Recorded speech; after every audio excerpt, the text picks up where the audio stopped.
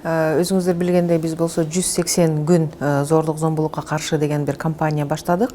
Өкмөт тарабынан комплекстүү план иш-чарасы бекитилген. Анан ошол жерде биз караганбыз, бул мыйзамга ылайыктагы мамлекет тарабынан сөзсүз түрдө мамлекеттик кризистик борборлор болуш керек.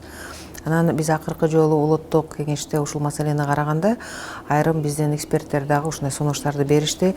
Балким мамлекеттик жеке өнөктөштүк принциптеринин негизинде азыркы иштеп аткан кризистик борборлор менен мындай бир кызматташууга барсаңар жакшы болот беле деген ойлорду. Анан ошол максатта биз болсо буга чейин дагы ушу эки тарыхы бар, тажрыйбасы топтолгон эки кризистик борбор менен сүйлөшүүлөрдү жүргүздүк. Бул Сезим Бишкекте, анан Ошту Ак Жүрөк.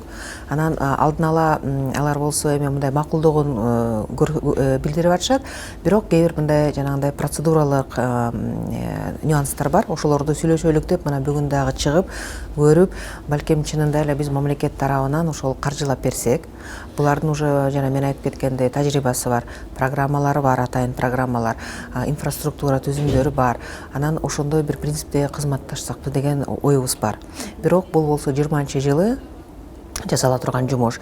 Азыр биз болсо ушу келишим түзсөк, ушул жолду туура деп тапсак, демек биз болсо келишим түзүп, анан ошол бүт сметаларын карап чыгып каржылап беребиз.